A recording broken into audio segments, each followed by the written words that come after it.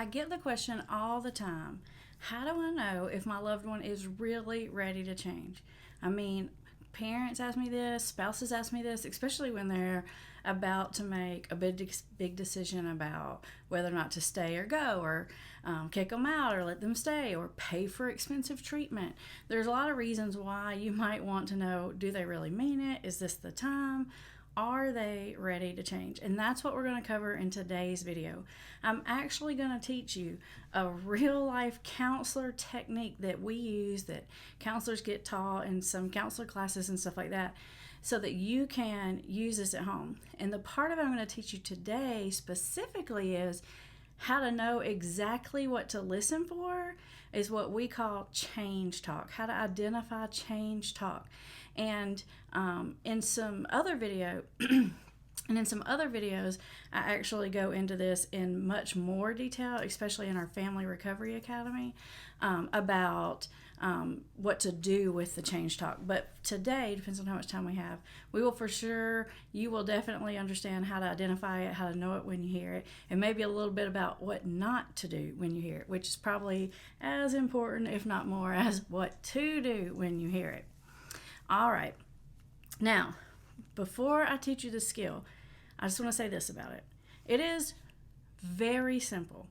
I mean, you're going to be like, wow, Amber, you had to get a master's degree for that. And here's the thing. It's not that what I'm going to teach you is complicated by any means. It's really simple, but it's very difficult to pull off. Not because the technique is hard, but because you have to, hey CJ, but because you have to override your emotions to do this. And so in most cases, it probably is better to have your loved one seeing a trained counselor, professional recovery coach, or something. But sometimes you just can't get them there, or sometimes you need a little help getting them there, and sometimes maybe you just want to augment what they are doing with their counselor.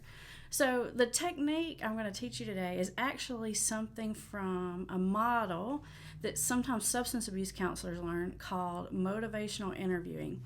And it's this idea of, how do you take someone who might be reluctant, or most people say resistant, or you might even call it in denial. How do you take someone like that and move them to change?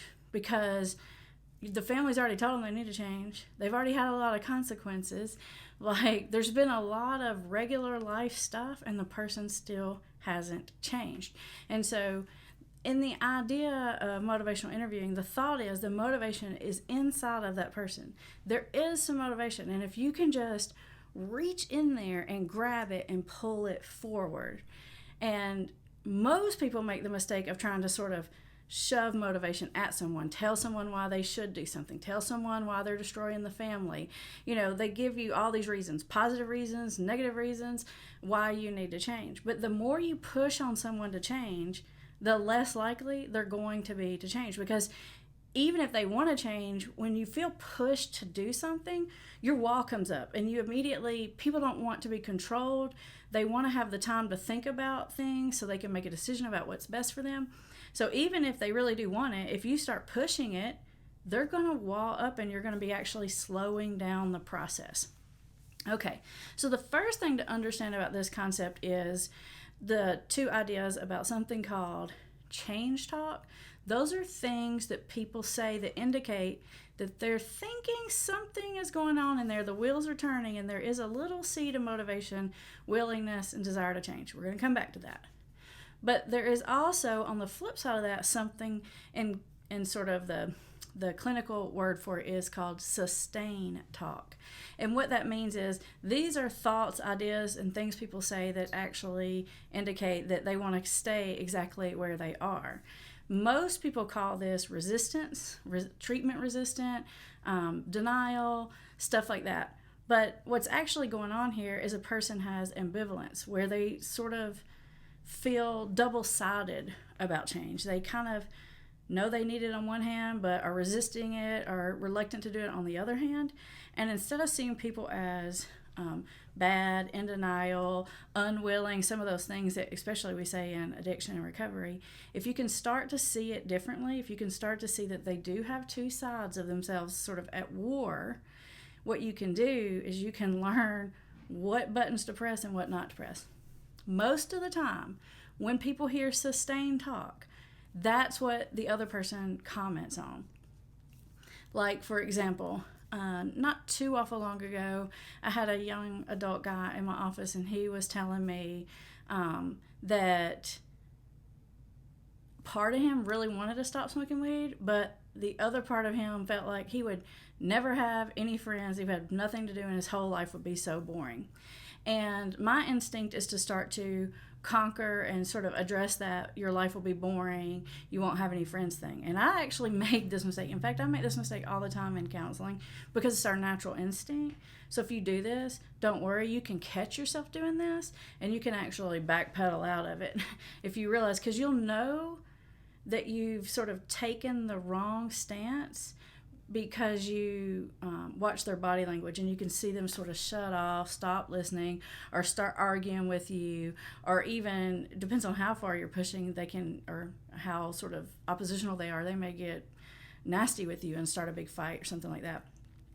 And when we do this, whether we're counselors or family members or friends or whoever, there are some things that we do that actually cause more reluctance. It actually causes a person to stop and stay in active addiction longer and resist the change. And so those things are, hold on, I got my little list here.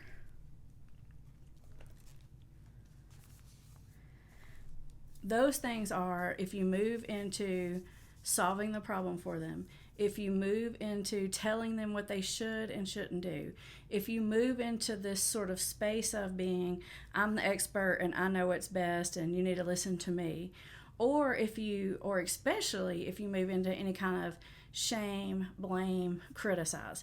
If you come at somebody in those kind of ways, you're going to get more wall. And the key is always about getting that wall down first, and then getting in there and finding those little seeds of motivation wherever they are and pulling them forward and putting some water on the top and growing them, making them bigger until the person actually gets ready to change. Okay, so that's sustained talk versus change talk. Now let's talk about the change talk category. In motivational interviewing, they use this acronym called DARN, D-A-R-N. The D stands for desire. The A stands for ability. The R stands for, I forgot, my notes say it right.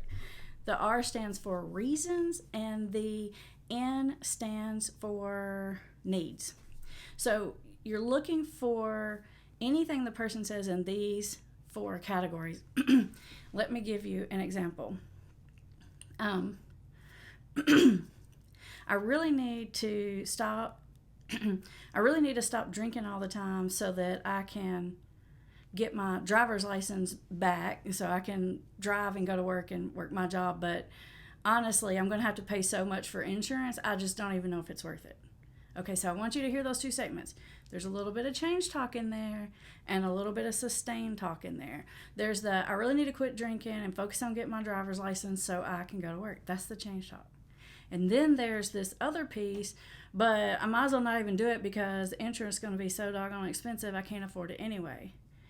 When you hear that statement, your brain is immediately going to want to address this insurance thing, because you might be, I don't know what you're thinking, but I can tell you what I'm thinking. I'm thinking, it's still worth it. You need to go to work. You need to feel better. And I'm thinking of all these reasons why they need to just not be worried about the insurance thing, or that there are these solutions to overcome the insurance thing, or maybe I know this insurance guy that can get them a deal, but I'm going to go into solution mode. And that's where you got to be careful, because if you do that, you're going to get wall. So what I want you to do for now is leave that there. And in another video, I'll talk to you more about what to do with that. But for now, I just want you to leave it there and then focus on this other part, because they said, I really need to quit drinking. See, there's your need statement. And so what you want to do is you want to ask more questions about that. You might want to say something like, well, is it really important that you get a job? Or how would life be different if you had a job? Or would anything else be better if you got your driver's license back? So you want to ask more questions, because there's that little seed. I need to stop drinking. I know your temptation is to go over here, but don't do it yet. You stay right with this. I need to change.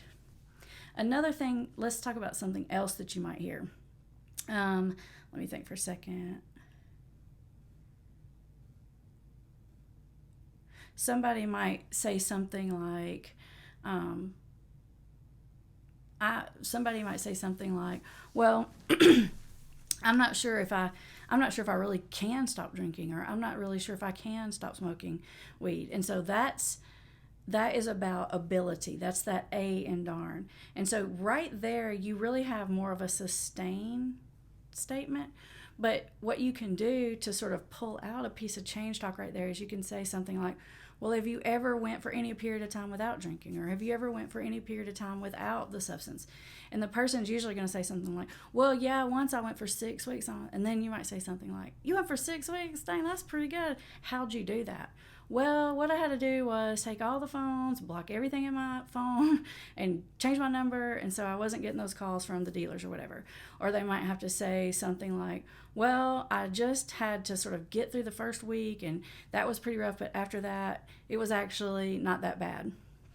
So now they're telling you, now you're getting them to tell you they have the ability to change, was in a hospital. And so you have this sort of like, or that might be a reason they were telling you how they were able to do, you were in a hospital. What I might say to something like that, I might say, well, you must have still wanted to do something because you could have been drug seeking or snuck out there or had a friend bring you something. So you want to help them see that they do have the ability, that they did do that once before, and you can even take that little seed and grow it into something else. Well, what was life like during that time? Was it better? Was it worse? Did it work?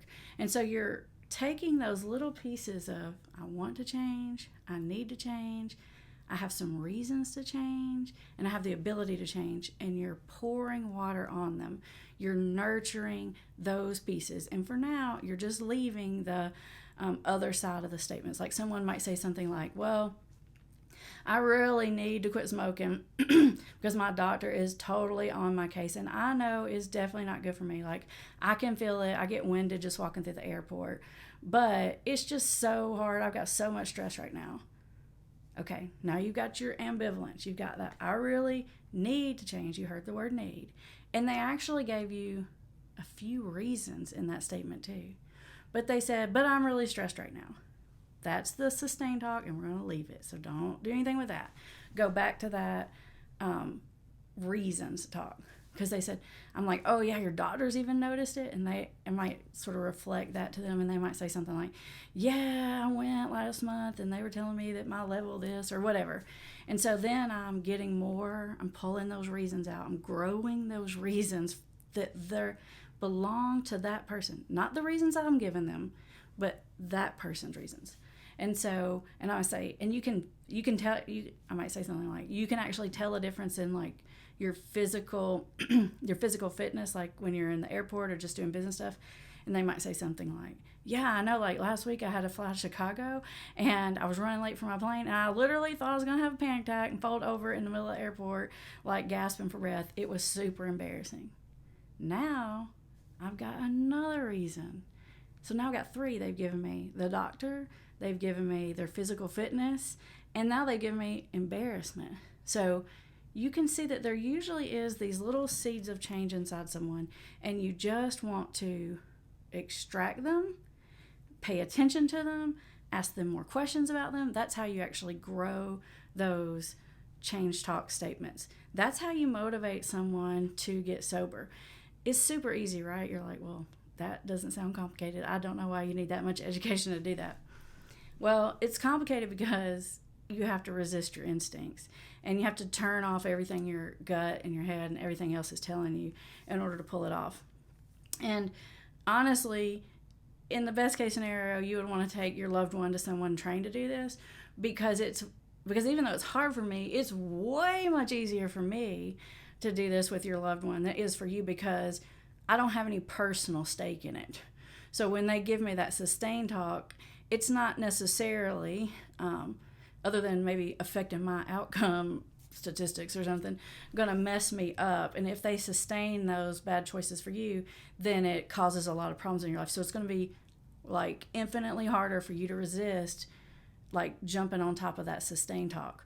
But I still want you to understand and know how to do this, because maybe you don't have the ability to do this with that one particular loved one, that really close one, that you're trying to help right now, but you have a friend that needs something to change. And it doesn't have to be drugs. It can be anything. This is how to get someone motivated to make a change of any sort. This works.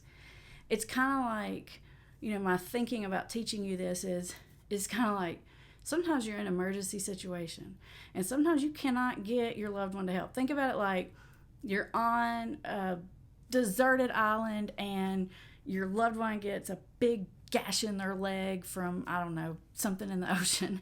And you normally would not be the one to try to stitch up their leg. You would normally want a doctor to do that. But you've called 911, a helicopter's come in, but it's going to take a while, and your loved one is bleeding out, and somebody's got to do something right now, and you're the only one there. Sometimes you just got to do what you got to do. Even if it's not perfect, even if you mess it up, it still might hold them until the professional does come. That's kind of the way I want you to think about this motivational interviewing. I don't want you to think of it like it's your job to make them change, because you can't make someone change. But you know me, I always say you can't influence someone to change.